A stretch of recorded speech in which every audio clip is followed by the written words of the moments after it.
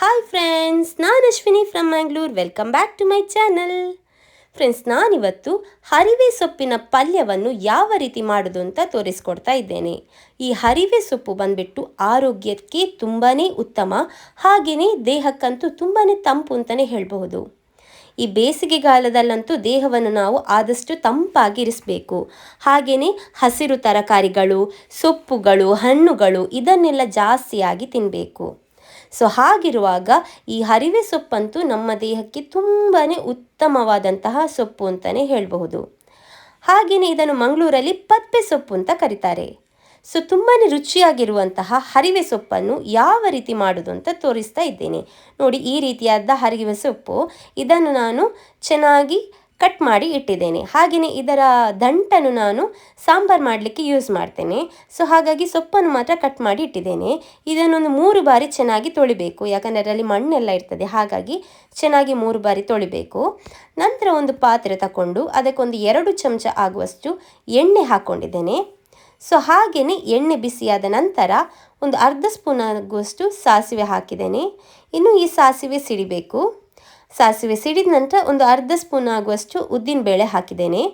ಇನ್ನು ಈ ಉದ್ದಿನ ಬೇಳೆ ಕೂಡ ಚೆನ್ನಾಗಿ ರೋಸ್ಟ್ ಆಗಬೇಕು, ಅಂದರೆ ಅದರ ಬಣ್ಣ ಸ್ವಲ್ಪ ಕಂದು ಬಣ್ಣಕ್ಕೆ ಬರಬೇಕು, ಲೈಟಾಗಿ ಕಂದು ಬಣ್ಣಕ್ಕೆ ಬರಬೇಕು. ನೋಡಿ, ಇಷ್ಟಾದರೆ ಸಾಕು. ಈಗ ಈರುಳ್ಳಿ ಹಾಕಿದ್ದೇನೆ. ಒಂದು ಮಧ್ಯಮ ಸೈಜದು ಈರುಳ್ಳಿಯನ್ನು ಈ ರೀತಿ ಕಟ್ ಮಾಡಿ ಹಾಕಿದ್ದೇನೆ. ಹಾಗೆಯೇ ಸ್ವಲ್ಪ ಕರಿಬೇವಿನ ಎಲೆಗಳನ್ನು ಕೂಡ ಹಾಕ್ಕೊಂಡಿದ್ದೇನೆ. ಚೆನ್ನಾಗಿ ಒಂದು ಒಗ್ಗರಣೆ ರೆಡಿ ಮಾಡಬೇಕು. ಹಾಗೆಯೇ ಒಂದು 5-6 ಎಸಳಾಗುವಷ್ಟು ಬೆಳ್ಳುಳ್ಳಿಯನ್ನು ಜಜ್ಜಿ ಹಾಕಿದ್ದೇನೆ. ಬೆಳ್ಳುಳ್ಳಿ ಯಾವಾಗಲೂ ಜಜ್ಜಿಬಿಟ್ಟು ಹಾಕ್ಕೊಳ್ಬೇಕು, ಇಲ್ಲದ್ರೆ ಸಿಡಿತದೆ ಬೆಳ್ಳುಳ್ಳಿ. ಹಾಗೆಯೇ ಒಂದು 5 ಕಾಯಿ ಮೆಣಸನ್ನು, ಅಂದರೆ ಹಸಿರು ಮೆಣಸನ್ನು ಈ ರೀತಿಯಾಗಿ ಕಟ್ ಮಾಡಿ ಹಾಕಿದ್ದೇನೆ. ಮೆಣಸು ನಿಮ್ಮ ಖಾರಕ್ಕೆ ಅನುಗುಣವಾಗಿ ಹಾಕ್ಕೊಳ್ಬಹುದು. ಇದು ತುಂಬ ಖಾರವಿರುವ ಮೆಣಸಲ್ಲ, ಸೊ ಹಾಗಾಗಿ 5 ಮೆಣಸು ಹಾಕ್ಕೊಂಡಿದ್ದೇನೆ. ನಂತರ ಇದರ ಹಸಿ ಸ್ಮೆಲ್ ಹೋಗುವ ತನಕ ಎಣ್ಣೆಯಲ್ಲಿ ಫ್ರೈ ಮಾಡ್ಕೊಳ್ಬೇಕು.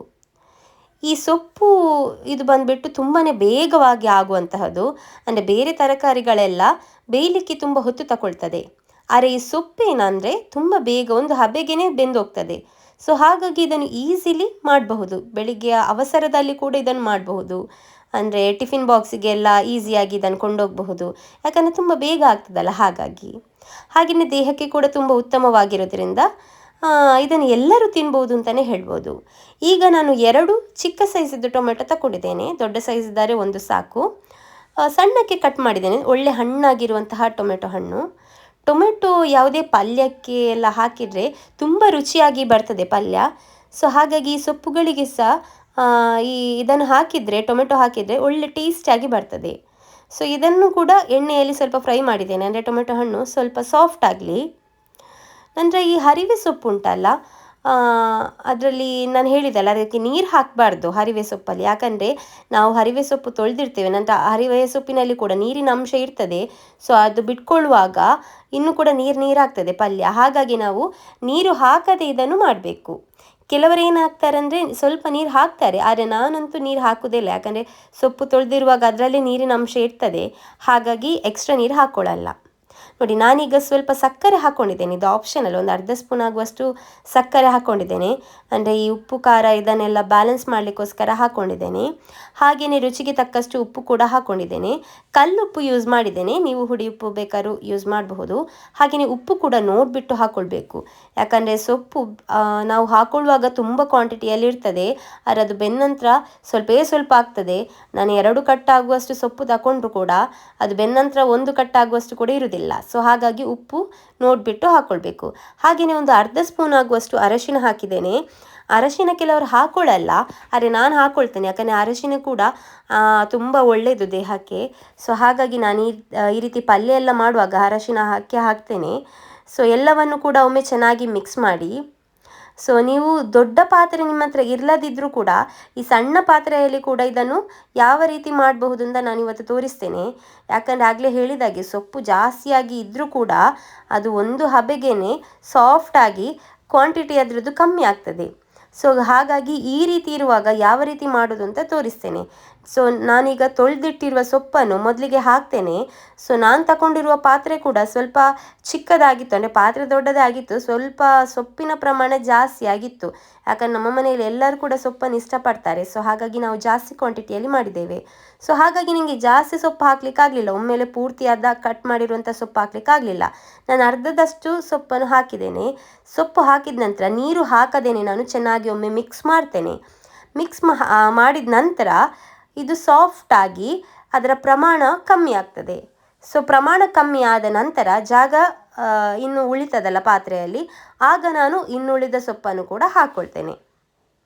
ಈ ಸೊಪ್ಪು ಹಾಕಿದ ನಂತರ ತಕ್ಷಣ ನಿಮಗೆ ಸೌಟ್ ಹಾಕಲಿಕ್ಕೆ ಆಗದಿದ್ದರೂ ಕೂಡ ಮೆಲ್ಲ ಸ್ವಲ್ಪ ಸೌಟ್ ಹಾಕಿಬಿಟ್ಟು ಚೆನ್ನಾಗಿ ಒಮ್ಮೆ ತಿರುಗಿಸಿ, ಆಗ ಹಬೆಯಲ್ಲಿ ಸೊಪ್ಪು ಚೆನ್ನಾಗಿ ಬೇಯ್ತದೆ.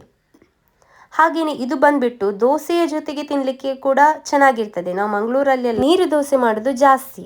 ಸೊ ಹಾಗಾಗಿ ನಾವು ನೀರು ದೋಸೆಗೆ ಕೂಡ ಈ ಸೊಪ್ಪಿನ ಪಲ್ಯವನ್ನು ಹಾಕಿ ತಿಂತೇವೆ. ಹಾಗೆಯೇ ಚಪಾತಿಗೂ ಕೂಡ ಚೆನ್ನಾಗಿರ್ತದೆ, ಮತ್ತು ಅನ್ನಕ್ಕಂತೂ ತುಂಬಾ ಸೂಪರಾಗಿ ಮ್ಯಾಚ್ ಆಗ್ತದೆ ಅಂತಲೇ ಹೇಳಬಹುದು. ಅಂದರೆ ಸೈಡ್ ಡಿಶ್ ಆಗಿ ಕೂಡ ಯೂಸ್ ಮಾಡಬಹುದು ಇದನ್ನು. ಹಾಗೆಯೇ ಗಂಜಿ ಜೊತೆಗೆ ಕೂಡ ಚೆನ್ನಾಗಿರ್ತದೆ ಸೊಪ್ಪು, ಮತ್ತು ಆರೋಗ್ಯಕ್ಕೆ ಉತ್ತಮ ಆಗಿರೋದ್ರಿಂದ ನಾವು ಇದನ್ನು ತಿನ್ನಲೇಬೇಕು. ಮತ್ತು ಹಾಗೆಯೇ ಉಂಟಲ್ಲ, ಟೇಸ್ಟ್ ಕೂಡ ಏನು ಕಹಿ ಆಗಿರೋದಿಲ್ಲ. ಇದು ಟೇಸ್ಟ್ ಕೂಡ ತಿನ್ನಲಿಕ್ಕೆ ಚೆನ್ನಾಗಿರ್ತದೆ. ಮತ್ತು ಯಾವುದೇ ಸೊಪ್ಪು ತರಕಾರಿ ಮಾಡೋದಾದರೂ ಕೂಡ ನಾವು ಮಾಡಿದ ಕೂಡಲೇ, ಅಂದರೆ ಸ್ವಲ್ಪ ಮತ್ತೆ ತಿನ್ನೋದಕ್ಕಿಂತ ಮಾಡಿದ ತಕ್ಷಣ ತಿಂದರೆ ಅದು ಇನ್ನೂ ಒಳ್ಳೆಯದು ಅಂತಲೇ ಹೇಳಬಹುದು. ಸೊ ಹಾಗೆಯೇ ಸೊಪ್ಪು ತರಕಾರಿ ತರುವಾಗ ನಾವು ಜಾಸ್ತಿ ಅದನ್ನು ಫ್ರಿಜ್ಜಿನಲ್ಲಿ ಮಾಡಿ ಇಡಬಾರ್ದು. ಎಷ್ಟು ಬೇಕು ನೋಡಿ ಅಷ್ಟೇ ನಾವು ಫ್ರೆಶ್ ಆಗಿ ತರಕಾರಿ ಸೊಪ್ಪುಗಳನ್ನೆಲ್ಲ ತಂದು ಮಾಡಬೇಕು. ನೋಡಿ, ಈಗ ನಾನು ಸೆಕೆಂಡ್ ಟ್ರಿಪ್ ಕೂಡ ಹಾಕಿದ್ದೇನೆ, ಅಂದರೆ ಸ್ವಲ್ಪ ಉಳಿದಿತ್ತಲ್ಲ ಸೊಪ್ಪು, ಅದನ್ನು ಕೂಡ ಹಾಕಿದ್ದೇನೆ. ಈಗ ನೋಡಿ ಎಷ್ಟಾಗಿದೆ ಅಂತ. ಆಗಲೇ ಎಷ್ಟಿತ್ತು ಪಾತ್ರೆಯಲ್ಲಿ, ಈಗ ನೋಡಿ ಎಷ್ಟಾಗಿದೆ ಅಂತ. ಪ್ರಮಾಣ ಕಮ್ಮಿ ಆಗಿದೆ ಅಲ್ಲ. ಹಾಗೆಯೇ ಇದಕ್ಕೆ ನಾನು ಸ್ವಲ್ಪ ಕೂಡ ನೀರು ಆ್ಯಡ್ ಮಾಡಲಿಲ್ಲ, ಆದರೂ ಕೂಡ ನೋಡಿ ನೀರು ಬಿಟ್ಟಿದೆ. ಆ ಸೊಪ್ಪಿನಲ್ಲಿರುವ ನೀರಾಗಲಿ, ಮತ್ತು ಆ ಈರುಳ್ಳಿ ಟೊಮೆಟೊ ಎಲ್ಲ ಹಾಕಿರ್ತೇವಲ್ಲ ಅದರಲ್ಲಿರುವ ನೀರಿನ ಅಂಶ ಅದೆಲ್ಲ ಬಿಟ್ಕೊಂಡು ಸ್ವಲ್ಪ ನೀರಾಗಿದೆ. ಇನ್ನಿದನ್ನು ಮುಚ್ಚಿಬಿಟ್ಟು ಸ್ವಲ್ಪ ಬೇಯಲಿಕ್ಕೆ ಬಿಡಬೇಕು. ನೋಡಿ ಎಷ್ಟು ಬೇಗ ಬೆಂದೋಯ್ತು ಅಂತ. ಮುಚ್ಚಿಟ್ಟು ಒಂದು ಹಬೆಗೇನೆ ಇದು ತುಂಬ ಬೇಗ ಬೇಯ್ತದೆ. ಸೊ ಹಾಗಾಗಿ 1-2 ಸಲ ಚೆಕ್ ಮಾಡಿದ್ದೇನೆ. ಚೆಕ್ ಮಾಡುವಾಗ ಬೆಂದಿತ್ತು. ಸೊ ಹಾಗಾಗಿ ನಾನು ತೆಂಗಿನ ತುರಿ ಈಗ ಆ್ಯಡ್ ಮಾಡಿ ಆಗಿದೆ. ಒಂದು ಅರ್ಧ ಕಪ್ ಆಗುವಷ್ಟು ತೆಂಗಿನ ತುರಿ ಹಾಕಿದ್ದೇನೆ. ತೆಂಗಿನ ತುರಿ ಹಾಕ್ಕೊಳ್ಳೋದ್ರಿಂದ ಟೇಸ್ಟ್ ಇನ್ನೂ ಜಾಸ್ತಿ ಆಗ್ತದೆ ಅಂತಲೇ ಹೇಳ್ಬೋದು. ಹಾಗಾಗಿ ಸ್ಕಿಪ್ ಮಾಡಲಿಕ್ಕೆ ಹೋಗಬೇಡಿ ತೆಂಗಿನ ತುರಿ ಹಾಕೋದನ್ನು. ಹಾಗೆಯೇ ಸ್ವಲ್ಪ ಜಾಸ್ತಿ ಕೂಡ ಹಾಕ್ಕೊಳ್ಬಹುದು, ಯಾಕಂದರೆ ತೆಂಗಿನ ತುರಿ ಎಷ್ಟು ಹಾಕಿದರೂ ಕೂಡ ಚೆನ್ನಾಗಿರ್ತದೆ. ಇನ್ನು ಆ ನೀರಿನ ಅಂಶ ಉಂಟಲ್ಲ, ಅದೆಲ್ಲ ಚೆನ್ನಾಗಿ ಆರುವ ತನಕ ಒಮ್ಮೆ ಮಿಕ್ಸ್ ಮಾಡಿ. ಈಗ ಚೆನ್ನಾಗಿ ನೋಡ್ತಾ ಇರುವಾಗ ಚೆನ್ನಾಗಿ ಆಡ್ತದೆ ನೀರಿನ ಅಂಶ. ನೋಡಿ, ಈಗ ಆಲ್ಮೋಸ್ಟ್ ನೀರಿನ ಅಂಶ ಕಮ್ಮಿ ಆಗ್ತಾ ಬಂತು. ಸೊ ಈಗ ನೋಡಿ ನೀರು ಎಲ್ಲ ಅಬ್ಸರ್ವ್ ಆಗಿದೆ. ಹಾಗೆಯೇ ಪಲ್ಯ ಕೂಡ, ಅಂದರೆ ಸೊಪ್ಪು ಕೂಡ ಚೆನ್ನಾಗಿ ಬೆಂದಿದೆ. ಇಷ್ಟಾದರೆ ಸಾಕು, ಗ್ಯಾಸ್ ಆಫ್ ಮಾಡಿಬಿಡುವ. ಇಷ್ಟು ಈಸಿಲಿ ಆಗ್ತದಲ್ಲ, ಮನೆಯಲ್ಲೇ ಇರುವಂತಹ ಇಂಗ್ರೀಡಿಯೆಂಟ್ಸ್. ಹಾಗೆಯೇ ಆರೋಗ್ಯಕ್ಕೂ ಕೂಡ ತುಂಬಾ ಒಳ್ಳೆಯದು. ಸೊ ಇದು ಮಕ್ಕಳಿಗೂ ಕೂಡ ಇಷ್ಟ ಆಗ್ತದೆ, ಯಾಕಂದರೆ ಕಹಿ ಅಂಶ ಏನು ಇರುವುದಿಲ್ಲ. ದೊಡ್ಡವರಿಗಂತೂ ಹೇಗೂ ತಿಂತಾರೆ ಅವರು. ಸೊ ಮಕ್ಕಳಿಗೂ ಕೂಡ ಈ ರೀತಿಯಾಗಿ ಮಾಡಿಕೊಡಿ, ಯಾಕಂದರೆ ಇದು ದೇಹಕ್ಕೆ ತುಂಬಾ ತಂಪಾಗಿರೋದ್ರಿಂದ ಈ ಸಮ್ಮರ್ ಟೈಮಲ್ಲಿ ಇದು ತಿಂದರೆ ತುಂಬಾ ಒಳ್ಳೆಯದು ಅಂತಲೇ ಹೇಳ್ಬೋದು. ರುಚಿಯಾಗಿರುವ ಹರಿವೆ ಸೊಪ್ಪಿನ ಪಲ್ಯವನ್ನು ಹೇಗೆ ಮಾಡಿದ್ದೇನೆ ಅಂತ ನೋಡಿದ್ದೀರಲ್ಲ. ಸೊ ಇವತ್ತಿನ ವಿಡಿಯೋ ನಿಮಗೆ ಖಂಡಿತ ಇಷ್ಟ ಆಗ್ತದೆ ಅಂತ ಅಂದ್ಕೊಳ್ತೇನೆ. ಇಷ್ಟ ಆದರೆ ಲೈಕ್ ಮಾಡಲಿಕ್ಕೆ ಮಾತ್ರ ಮರಿಬೇಡಿ. ಹಾಗೇನೆ ಇನ್ನೊಮ್ಮೆ ಮತ್ತೊಂದು ಹೊಸ ವಿಡಿಯೋ ಜೊತೆ ನಿಮ್ಮನ್ನು ಭೇಟಿ ಆಗ್ತೇನೆ. ಅಲ್ಲಿ ತನಕ ವಿಡಿಯೋ ನೋಡಿದ್ದಕ್ಕೆ ಥ್ಯಾಂಕ್ ಯು ಸೋ ಮಚ್. ಇದೇ ರೀತಿ ಸಪೋರ್ಟ್ ಮಾಡ್ತಾ ಇರಿ.